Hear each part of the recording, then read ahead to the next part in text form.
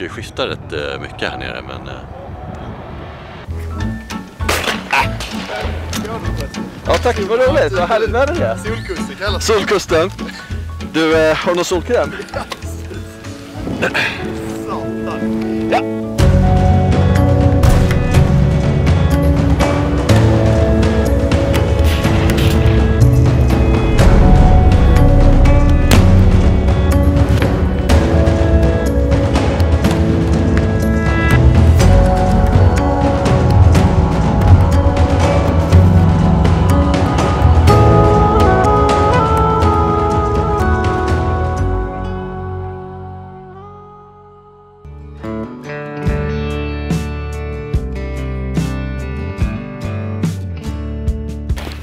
Drömpass.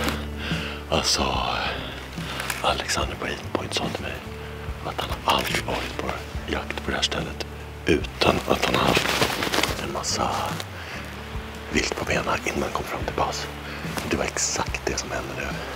Vi är på väg upp i tornet och ser hjortarna komma springande. Det är ju redan skott i skogen. Passgrannen har skjuter här borta.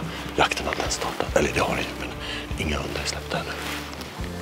Vi jagar älgkalv, kron, hind och kalv. Alla dovhjortar, men det är bara en skobbel. Lovlig.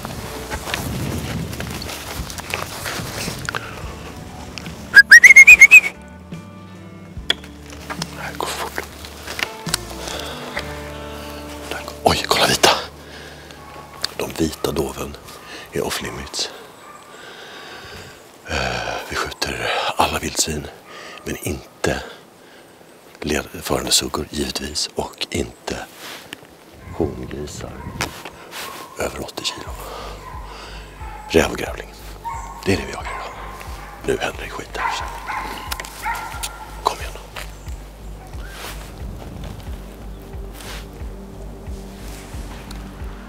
Kom sitta, kom hitåt kanske. Jajamensan.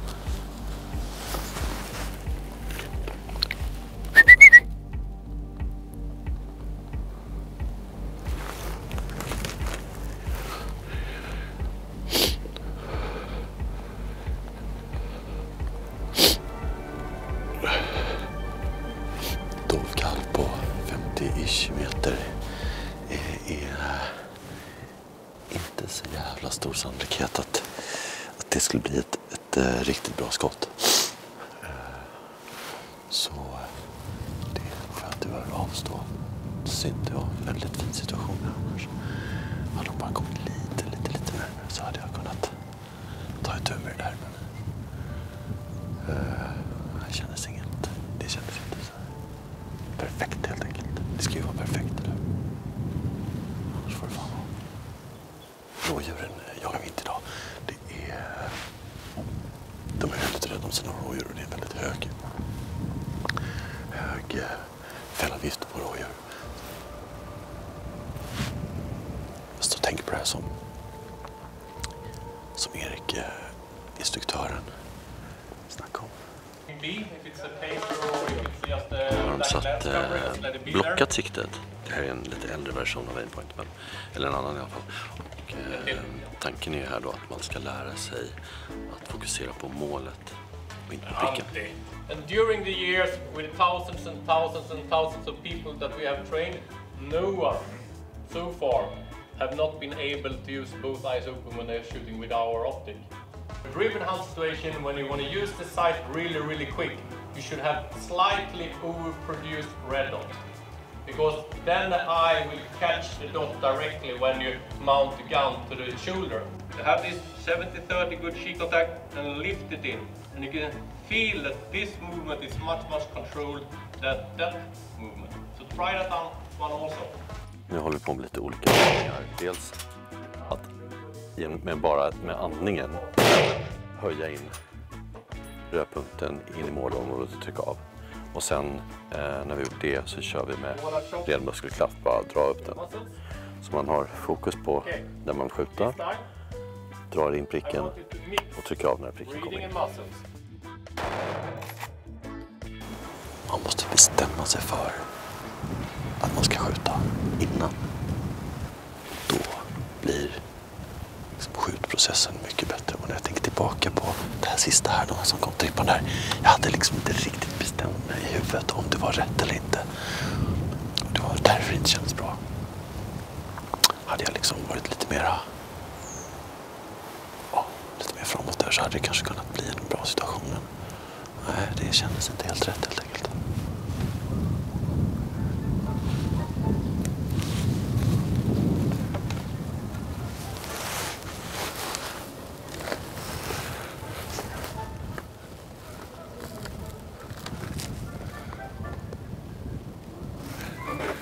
Och så precis bakom trädet, vilken jävel.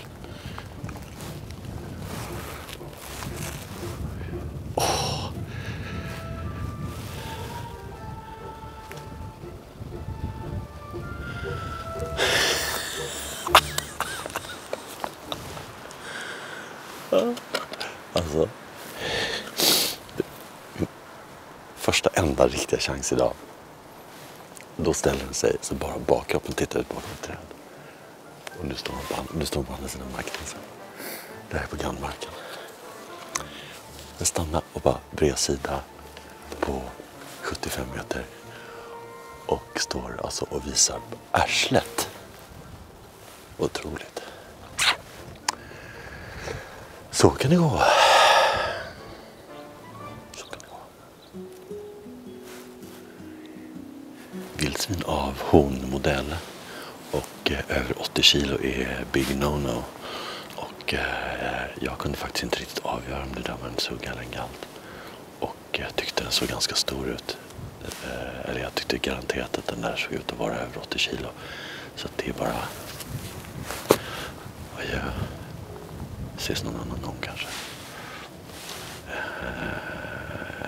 Inte så sugen på att stå där och skämmas på paraden. Och dessutom är jag rätt osugen på att betala straffavgiften.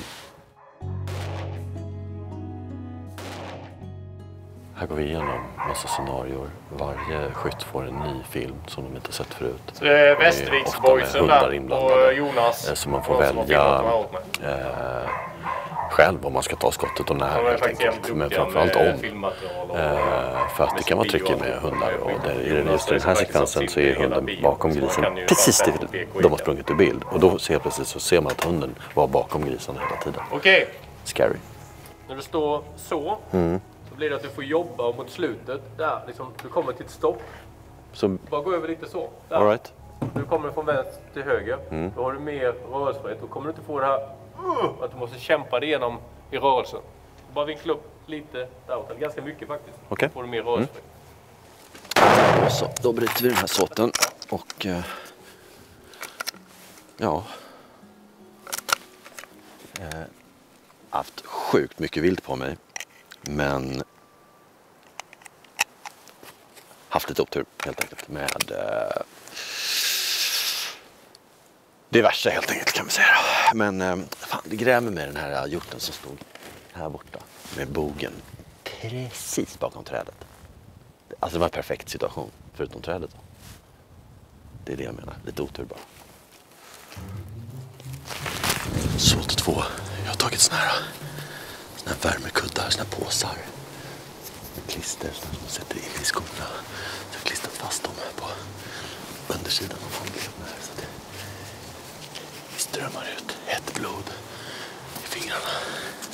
Såg någonting röra sig där borta. Kommer en ensam dovtrav springande. Och jag var lite för hetsig att lyfta bössan. Och då såg den mig och bara kastade ut bak på andra sidan träden. Och drog. Fan, det kom från ingenstans alltså.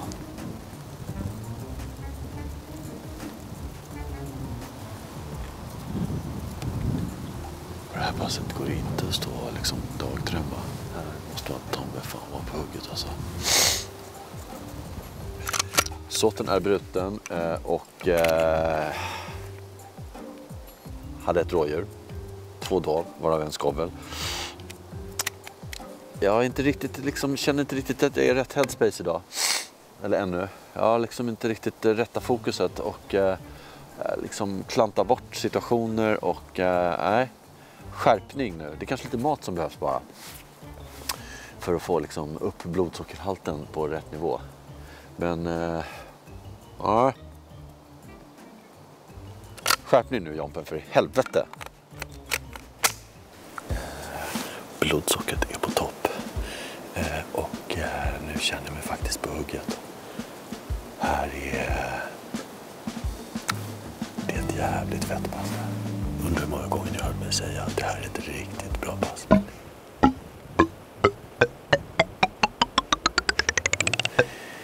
Alltså, ett bra pass är ett bra pass. Sen kan man ju ha mer eller mindre tur och skicklighet med hur man förvaltar sina chanser. Här var ju stolpet deluxe. Alltså här var det ju väldigt dött helt enkelt på det här passet. Det var den dagen det. 1400 obs. Stolpe utgång i 3 för min del. Lite oflyt och ja, vad ska man säga? Det är så det här är ibland. Man kan inte ha tur jämt. Nu ska vi tillbaka till hotellet. Dricka sån här kall, gul dryck med bubblor och skum på toppen. Och kanske basta lite. Kanske bada också, men jag vet. Imorgon blir det fågeljakt. Då ska vi jaga fasan. Och då blir det på med lite fancy kläder och hagelhurran och stoppa omkring och skjuta på fåglar i luften. Det ska bli väldigt kul.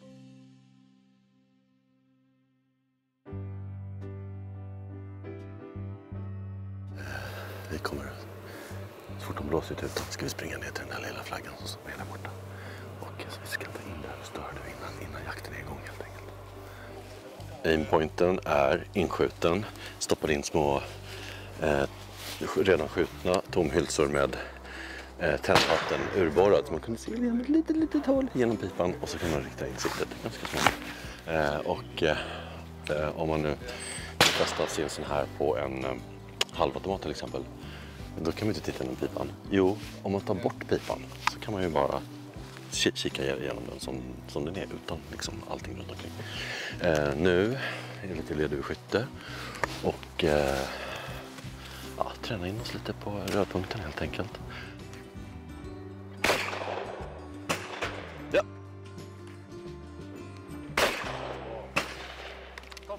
Bra. Ja.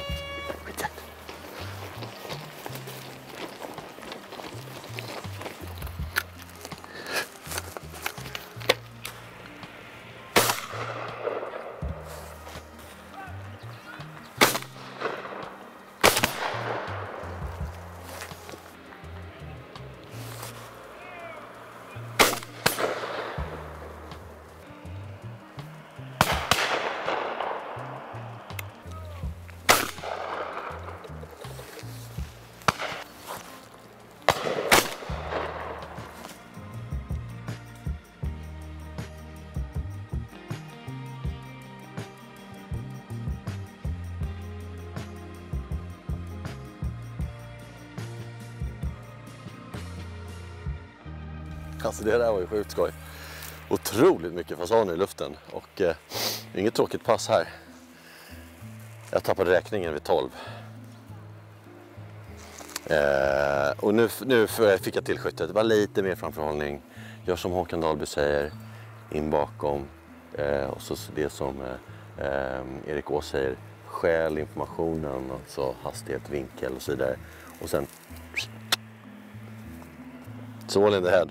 It's all in the head. Så här står jag med Roy från Field Sports Channel. Roy, it was a super pleasure to meet you, finally. And congratulations to the fellow there. No, thank you very much. No, it was a lovely hunt yesterday, wasn't it? Yeah, it was brilliant. Yeah, I had some bad luck, but you know, shit happens. Shit happens. Yeah, exactly. No, that's it. It's the way it goes. But, yeah. Okay, so please tell me and the viewers a bit about the Field Sports Channel and your philosophy around what you do. Field Sports Channel. I mean, we started off again. We're on a YouTube platform. We've been going for about 13 years. Yes, we just had our 13th birthday. I'm just one of the presenters, so I'm just one of the guys that comes along and gets filmed. And I think our main ethos with it is to get out to try and show what fantastic opportunities there are out there for people, to try and encourage new people into the sport, but also to get out there and enjoy it in a light-hearted manner. Yes. And enjoy it because that's the main reason we're doing it, to get out, enjoy the countryside, and enjoy the culture, enjoy the people. I couldn't agree more. En av fördelarna med Aimpointen är att det är lättare att hitta linjen, liksom vinkeln på målet. Alltså låt säga att du har en fågel eller en ledduva eller vad det nu är. Och så ska du liksom in bakom, hitta hastighet och vinkel. Och sen dra igenom och trycka av. Så om man skjuter något som går rakt till sida. Då kan det hända, särskilt om man är lite slarvig med anläggningen. Så kan det hända att man skjuter under eller över. Men det händer inte när man kör Aimpoint. Men det är otroligt tydligt för en hur vinkeln är på framförhållningen. Sen kommer det där detaljen med framförhållning. Och det är någonting som bara erfarenhet kan få en att bli bra.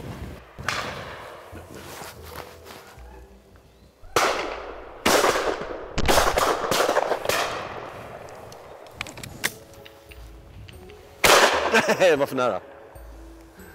Jävlar vad den dök.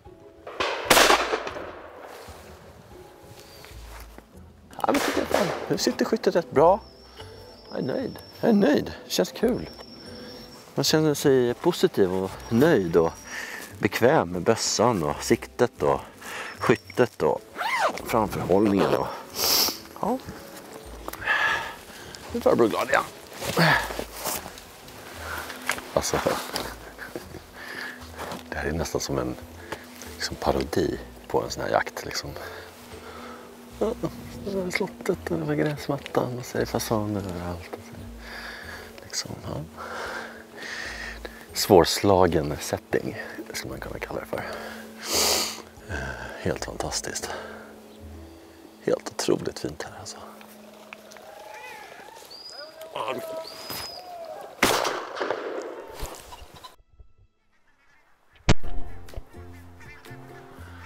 Vilken avslutning på 2 magnifika dagar. En gåsserenad.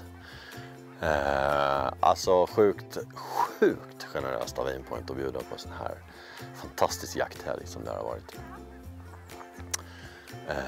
En drevjakt där jag tyvärr gick tom, men många andra hade sitt livsjakt. Det är flera här som har fått skjuta sin, eller det är en framförallt som fått skjuta sin första dov och sin första fasan någonsin, och det är ju hatten av för det, otroligt kul. Och det här är alltså, vilken otrolig uppstyrning det är på såna här ställen. Superkompetent jaktförvaltning, drevfolk, alla är så otroligt trevliga och glada och duktiga, och hundarna och hundförarna är så superskarpa. Helt otroligt. Sjukt kul. Nu kan man åka hem med ett stort leende på läpparna. Och det är precis vad jag ska göra nu, åka hem. Hörrni, knäck och bräck som de säger här nere. Vi ses snart.